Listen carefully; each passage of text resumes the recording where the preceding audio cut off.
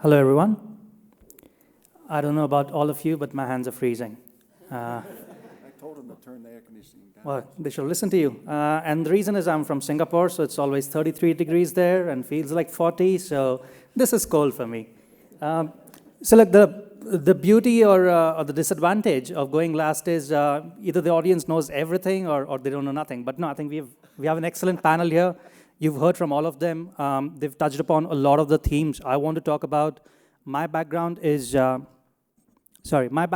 really markets and commercial. So what I would be talking about is the US market, and I'll try and put that in the perspective of the global nuclear sector. If we can have the slides, please. Thank you. Hit the green button. Right, okay. All right, so let's just start by talking about the US nuclear fuel cycle. We've heard from the speakers before, but just to look at some big numbers. I think Paul talked about the fact that the US is the world's largest nuclear power fleet. Some numbers around that, it's almost 100 gigawatts of capacity. That's in 28 states, 94 reactors, 54 nuclear power plants. So it is a massive mammoth industry. The US nuclear power industry accounts for about a quarter of the global nuclear power fleet, and so it just tells you how big it really is in the global context as well. But as some of the panelists referred to earlier, there is a big value chain that sits between mining uranium and actually generating nuclear power in a plant. It's unlike gas or coal that you could directly send to a utility. In this case, there's a lot of value add that needs to happen. So what are some numbers around that? The US, it needs almost 50 million pounds of uranium every year. That is a big number. Again, a quarter to a third of the global requirement. Conversion, again, 19,000 tons of uranium. Enrichment, more than 16 million separative work units. And fuel fabrication, over 2,000 tons of heavy metal. So it is a big industry. Where does the US meet all of this supply from? Now, these are some interesting numbers. I'm going to turn here so that I can see the numbers better. But out of that 50 million pounds, the US only produces about 4%. And I think John earlier this morning, as well as in the booklet that is being handed out front, there's an excellent chart that shows how that demand has been met over a long period of time. The US used to produce a lot of the uranium it needed. That has come down substantially over the years to the point where it's only 4%. And I think it used to be close to zero a few years ago when there was absolutely no mining in the country. Now, conversion, again, I think Chris referred to this. The Metropolis facility was shut down for a few years, so it was, again, close to zero at that point, but today it could be close to a third of the US requirements. Enrichment is a smaller number again, it's around 20%, and that's where a lot of the focus has been in policy circles as well, because there's a large exposure to Russia there, and US-Russia relations at this point are at historical lows, ever since the Cold War, I would imagine. So it just shows that the US is a large net importer of material and services across the fuel cycle. If you look at things going forward, now the US has some big ambitions. It wants to grow its nuclear power fleet. It wants to grow the industry across every step of the process. Some examples there, the quadrupling executive order that was put out last year is always the most often quoted. But then to back that, the US has also said that we want to compete with some other countries around the world who are big exporters of nuclear power plants and equipment to other countries. Russia, again, being a great example of that. They have probably built more reactors overseas, certainly in the last 2 or 3 decades than the Western countries have. And then the US government has also gone ahead and tried to secure financing, which you could talk about in a whole session by itself, to fund some of these initial projects where they want to restart the whole nuclear power machine. Now, if some of those plans were to go ahead, now if you just look at that quadrupling ambition, That would mean, and just focusing on uranium here, that would mean more than 200 million pounds of U3O8 per year that the US would need to keep its fleet running. Now, of course, a lot needs to happen for that to be true. And so today we have a conservative view of that in our company at Old Economy. So we peg that at 60 to 80 million pounds today. But again, if some of the signposts that we look out for in terms of actually seeing money being invested on the ground, in terms of seeing some of those bills come through, that number could only go higher from there. Okay, so a lot of power being produced in the country today, a lot of import dependence, but also a lot of ambition to grow. But how does that fare in the context of what the rest of the world is trying to do? If you look at the global geopolitical landscape today, others are not standing still either.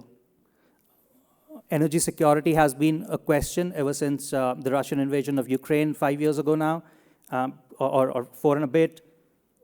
We've seen the rise of AI and data center demand.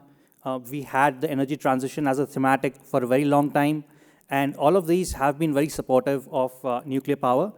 So nuclear power is very firmly back on the agenda globally. You look at France, I think Paul touched upon France earlier. They've rolled back their plans to shut down or reduce the share of nuclear in their fleet.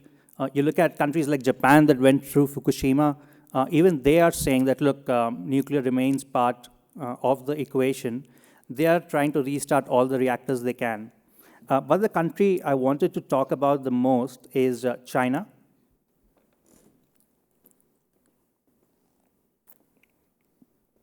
Excuse me. And China, because China has been the biggest success story in the nuclear power space over the last 2 decades or more. So if you look at that very left-hand side of the chart, you would see they had, a few reactors, let's say, at the turn of the century. Today, they are poised to become the largest nuclear power fleet in the world, and they are set to overtake the US over the next 5 to 7 years. What China has done is they have consistently built 3 to 5 reactors every year for the last 15 years.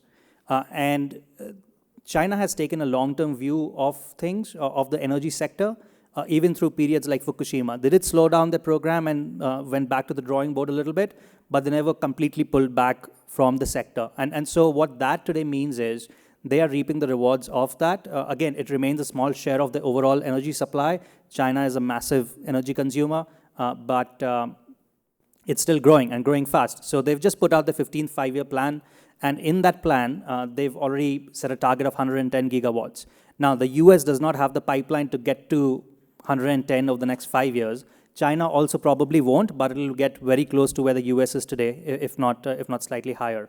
So definitely over the next 5 to 7 years, we should see China overtaking or just nudging US out from the top spot. It has bigger ambitions. You would see in the headline there's a number of 250 to 300 gigawatts. There's been various numbers floated around in the Chinese political circles and policy circles. If you play that forward to what it means for the value chain, just look at that chart. That's a very sharp and steep rise in uranium demand in China. And so again, going back to that quadrupling number, this is no less. It gets to around 140 to 150 million pounds of U3O8 by 2050. And I think there is more confidence in this chart today around the world than there is in sort of the quadrupling number, just because of the pipeline and the fact that the Chinese are building a few of these every year, and there's a massive pipeline already under construction. So China's not sitting still. China also does not have, the US actually has more reserves and resources of uranium. China hardly has any. And so it's been very active in trying to secure the resources it needs. I was in Namibia 4 weeks ago. I saw the investments Chinese utilities have made there in massive mines like Rosing and Husab, but then also developing new projects there with Bannerman and investing in Langheinrich, et cetera. So that machine is very well oiled and very well running. China also has a much larger stockpile of uranium than its Western counterparts. And so that is also something that they can rely upon going forward. So again, the message being, look, if the US is going to get on that growth trajectory, It will need a lot of uranium, a lot of resources in the fuel cycle, but others are also doing the same right now. So it's just not for the US to go out and get those resources. It will have to compete or produce domestically. Just a quick look at the supply side of things. So look, there was a chart that Chris showed, very interesting. I'll show you something similar. Supply depletion is real in this industry. This is what projected supply looks like over the next 25 years, if you take into account known reserves and qualified resources.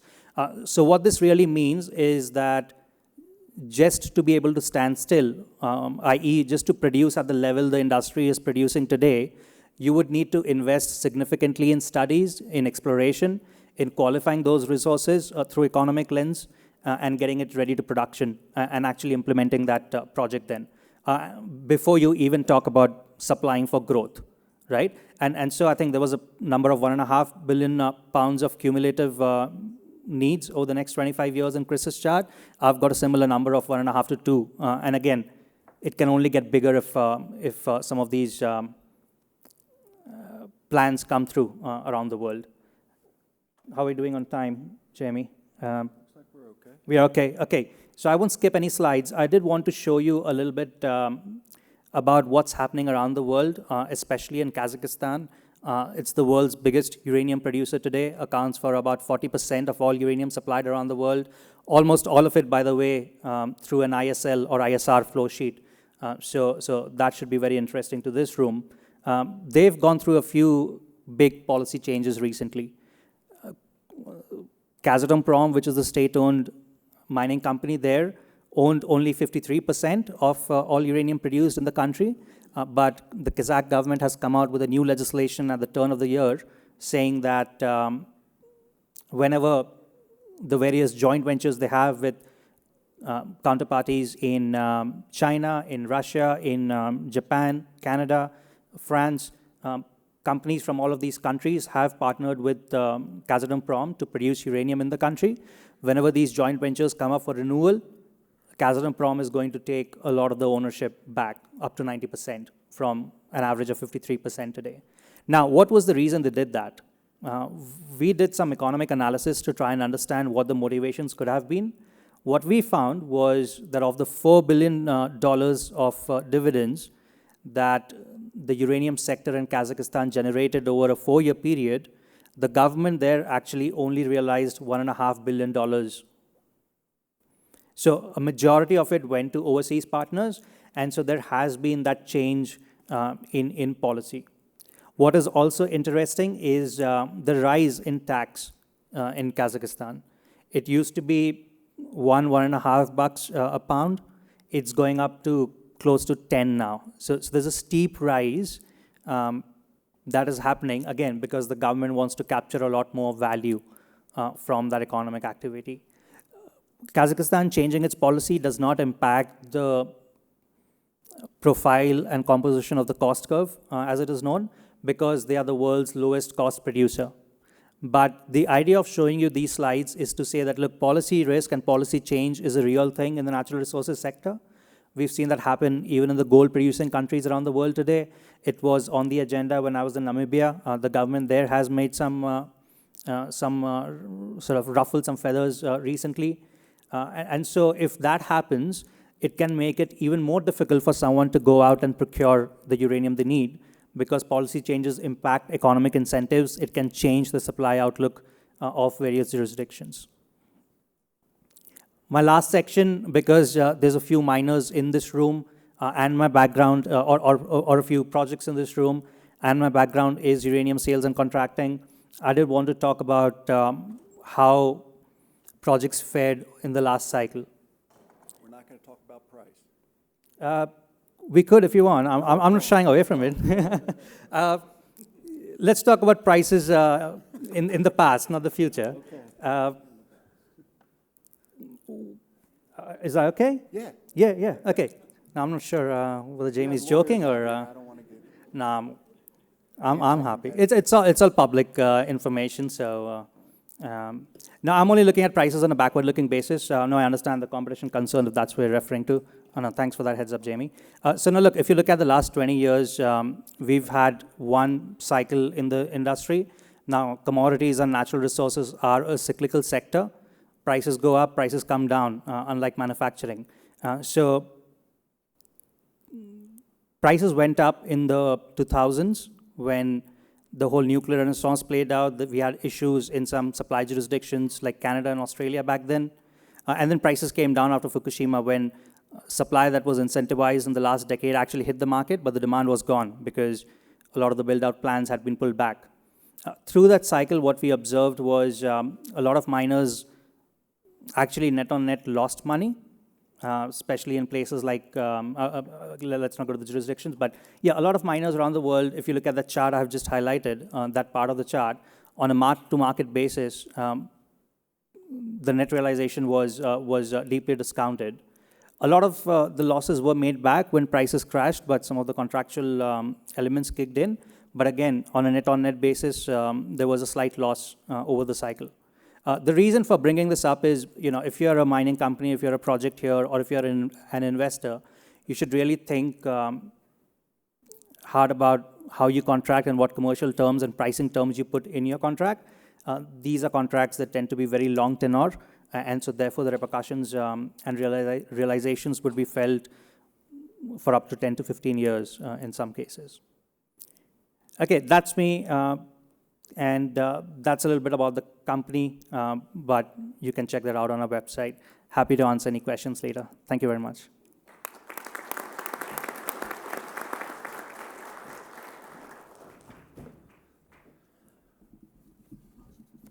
One of the things I wanted to convey is, though, that this is really a good time for the U.S. industry in each of our sectors, with John saying this morning we were up to 20 members of the UPA, with probably more soon-to-be producers joining. So uranium production, we're hoping, will be clipped the 5 million pound mark maybe by 2027, maybe a little higher depending on some permitting.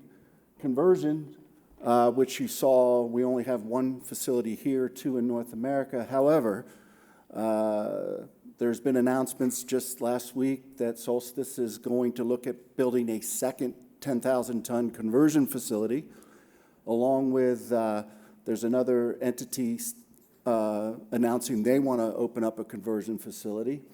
So I think domestic demand, at least for conversion, will be able to be met by 2033. Uranium, I don't know if we're going to get to 40 million pounds, which is today's, or 49, but with our partners in Canada and Australia, and the less reliance on SOEs that don't necessarily have the U.S. in their best interest, such as China, even the Kazakhstan, Uzbekistan, and the Russian influence there, I think we should be okay to meet future demand in uranium, but that's today's demand, not tomorrow's demand necessarily. Enrichment, we're going to expand in New Mexico. I'm confident of that. I was in the enrichment business back in the early 90s when Urenco was just a small little 3 million SWU provider out of 3 countries, all in Europe, and now they're one of the most reliant and professional organizations in our industry. But that too, if they expand, well, we've got 3 other enrichment facilities announced, 2 of them on centrifuges, 1 U.S. technology. Skepticism still prevails with that one. The other one is going to be using very similar technology as Urenco U.S., so I'm very confident in that technology as long as they can make enough centrifuges to keep both Urenco and Orano happy. So the outlook is becoming very promising, I think. And on the utility side, one of the things that has happened over the last 18 to 24 months is 3 reactors that were shut down prematurely are now going to reopen. We have 1 in Michigan, 1 in Pennsylvania. They renamed it the Crane Nuclear Facility. It used to be called 3 Mile Island. But that's reopening with a direct contract with Microsoft to purchase the power for their data centers. Similar transactions being taken place in Iowa. So we're actually seeing shut down reactors being restarted in the United States. And these are all light water reactors. So it should be an interesting time over the next 5 to 10 years. So anyway, I just wanted to throw that out, that it's not all gloom and doom, but we have a lot of work ahead of us. So, all right, we got about 15 minutes. I'll ask a couple questions of the panel, and please feel free. But I guess one of the things I wanted to ask, specifically maybe to Chris and Paul, with these new targets, what is the biggest concern you have in meeting these new demand numbers with supply? What do you think would be the biggest concern? Of even if we doubled, not even quadrupling, but even if we doubled, just. Yeah, good question. Mahesh puts up all these charts and analysis, and it's right, we need to dig into all of the inputs. Things that happen on the other side of the world matter here. There's positive policy trends, let's put it that way. But for us, they are trends to follow, be aware of, understand. But to your specific question, until demand distills, and I'll put it on Karen as well, distills in the form of a utility RFP, right? That they have confidence enough to show the demand to the marketplace, assess the supply that would respond to that demand. It does remain in the theoretical. We have not had a great history in the U.S. of delivering nuclear projects on time, on budget. I know that there are plenty of new entrants and innovators out there which have entered the space because of the positive policy changes that are looking to change that history. Yep. And turn the page on some of it through construction methods, different cost pass-throughs and financing support. So I think it is coming into focus, but for us, if it still remains as a long-term prospect, we need to be, our company's conservative in its assessment right now. Yeah. The one thing I'd add is just as Chris mentioned, we're not startups, we're nuclear, right? Yeah. So when you think about how a startup picks up and moves, it moves quickly, very, very quickly. When you think about how nuclear facilities move and companies move, they do so slowly and methodically and surely, right? Because that is just how our industry is. So sometimes we tend to apply the risk-averse portion of our technology to how we run a business. So the biggest barrier for me to meeting those supply demands is really nuclear culture and making sure that we're able to pivot and move quickly and deliver on time and on budget on an accelerated pace. Okay. Karen, do you have? So I do have a couple of thoughts. I take the supply-demand imbalance that Mahesh has described to y'all very, very seriously. And when I'm talking to my executives, I say, it is conceivable that there could be a situation where there are not enough seats on the airplane.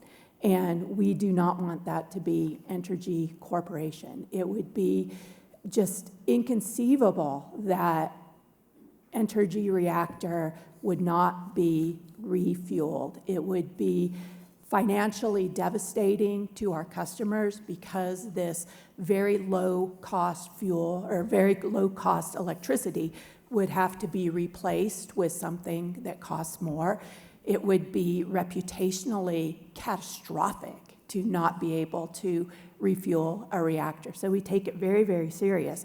But then as I explained to you, our service territory, I take the need for cost-effective fuel very, very serious. And I do worry about making what I call no regrets decisions. So every decision for fuel procurement that we make, we want to not look back on it, 3 years from now, 5 years from now, whenever, and think, wow, we really wish we didn't do that. And I really mean no regret decision from two perspectives. I want a reliable, stable counterparty on the other side of my transaction. So having companies in the United States to work with is very, very important to me. And the other thing is I don't want to have price regret. There's a lot of enthusiasm and exuberance for nuclear.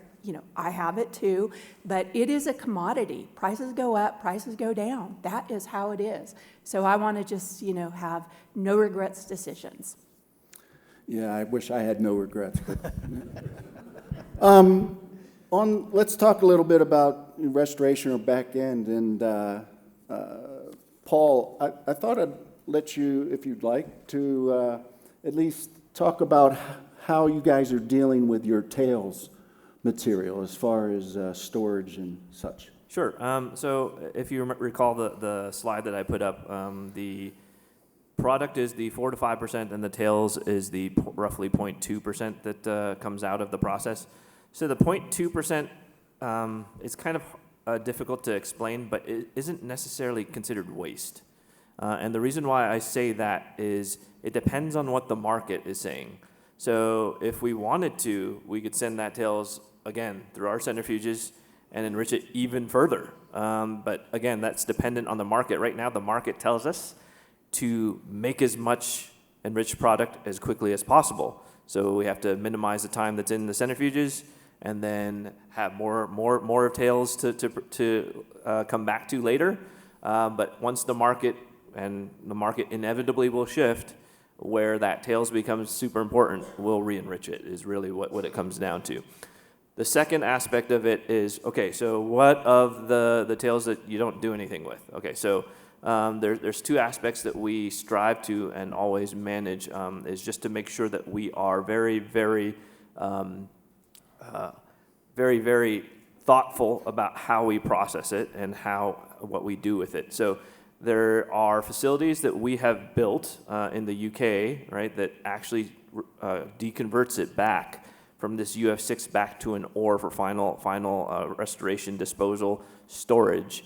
We are considering building a facility like that here in the United States as well, if it makes economic sense to. Ultimately, it goes to the Department of Energy for them to put in a facility, again, very, very thoughtfully and very, very considerately. And we are constantly looking at what those facilities are and what that looks like. So, I mean, it in and of itself, everyone thinks it's a simple question of what you do, but all economics plays into it all. So whatever the market dictates is how we will thoughtfully and methodically make sure that it gets into the right place, in the right shape, in the right form, such that there's no long-term risk associated with it. Thanks, Paul. Wayne, I got a question. In Wyoming, there's a abandoned mine lands fund to be used in Wyoming. How is that done? And is the coal industry also having an impact on that? And is there a separate fund for coal versus, let's say, the ISR mines and such? Yeah. Well, abandoned mine lands in Wyoming, I'm really pleased to report, are not a very big issue anymore. Sometimes current activities, commercial activities, can be the means to fund and correct the mistakes of the past. In 1977, the Surface Mining Control and Reclamation Act was enacted. It's a federal law, and it imposed a per ton fee on active coal mines.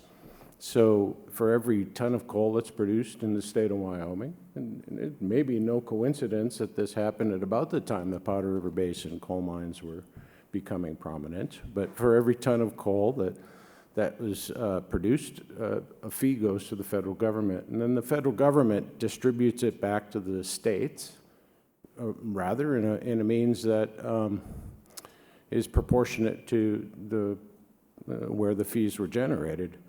Wyoming gets the opportunity to responsibly be stewards of those funds and manage them.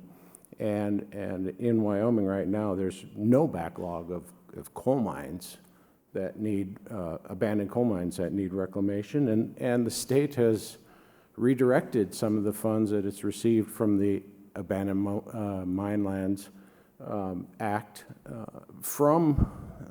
redirected from coal and has reclaimed some old uranium mines and other types of mines in the state. So Wyoming can really be an example of how responsible stewardship of mining lands can generate good economic activity and where you don't end up with abandoned mine lands and legacy issues. So I think the lessons learned there, Wyoming has good programs and doesn't really have abandoned mine lands issues so much anymore. But indulge me, I'm just going to throw one more thing out there. As my board member, go right ahead. Yeah. Oh, thanks, Jamie. Looking south and from Wyoming and to New Mexico and overlooking Colorado because that's so easy to do. You guys got national labs, Sandia, Los Alamos. You got Urenco's enrichment facility. You got WIP. You got world-class uranium deposits. I'm rather jealous. Wyoming has been trying to value add from its uranium mining activities for decades. Ever since I got to Wyoming, people said, Wayne, how can we value add? We're producing this product and we're shipping it out of state for conversion and enrichment, and we never see another dollar for it. And look at what you got here. Holy cow. If Wyoming was starting with what you got, imagine, you're lucky. Take what you got, parlay it into something bigger. You've got great opportunities in front of you. I couldn't have said it any better. Looks like we're running out of time, but there's one quick question I wanted to ask Kevin. With everything going on right now, in the shipping space, what is also you kind of mentioned a little bit of it. What are some of your current concerns about transportation of fissile material under the, because I can't remember the last accident with fissile material. So what are your biggest challenges, you think, of moving material around the world? Yeah, I think I allude a little bit in the presentation. I think it is hard to ship radioactive material now. The reason why a company like ours exists is because it's complicated, it's complex. Every shipment is a puzzle. You have a limited amount of pieces. There's a very stringent regulatory framework to operate in. And any small event is like taking a piece of that puzzle away or a couple pieces of the puzzle away. What's happening in Iran, what's happening in the Suez Canal over the last couple of years, basically what that means is the shipping lines are no longer going through that region, but have to take very long detours between Australia, Asia, and Europe or North America. That adds about 10 transit days on their route. Now that's extra cost, it's extra fuel, but it's also capacity that's taken away. Those 10 days have a ripple effect across the supply chain. So that means less availability on ships. That means the ships are getting relocated from certain routes to other routes. That's just one small aspect. The Baltimore Bridge in 2024, I don't know if people remember that, but the bridge that collapsed and actually made it impossible to go in and out of the port of Baltimore. There was actually nuclear material that was on its way to the US that had to be diverted into another port, which that other port might not be as welcoming to radioactive materials. So it's a very complicated thing now to ship radioactive material. With all the extra volumes, the extra capacity that we're looking at, it's not going to get any easier. The supply chain is strained as it is, so we need to invest, and this includes companies like ourselves, industry, governments, regulators, ports. We need to invest in capacity. The American Trucking Association has predicted that by 2028 there will be a shortage of around 160,000 truck drivers in the United States. For a company like ours that works with 5 or 6 capable trucking companies in the US that do radioactive, that is a threat. That is a very serious statistic we need to look at. It takes years to bring a trucking company from shipping general cargo to being able and eligible to move radioactive cargo. There's training involved, there's insurance involved, there's emergency response planning involved. All of that takes time, takes energy, takes investment. I spoke about the package certificates for the new fuel types. Typically, package certification takes up to 4 years. Now, there's been an executive order done by this administration to limit that to 12 and 18 months. But there's a lot of time and investment needed in supply chain management that needs to happen now if we want to be ready for when all of these projects come online. So those are key things that we're focused on from our side. All right, thanks. Not much time left for questions from the audience. Sorry, we talk a lot. All right. Thank you.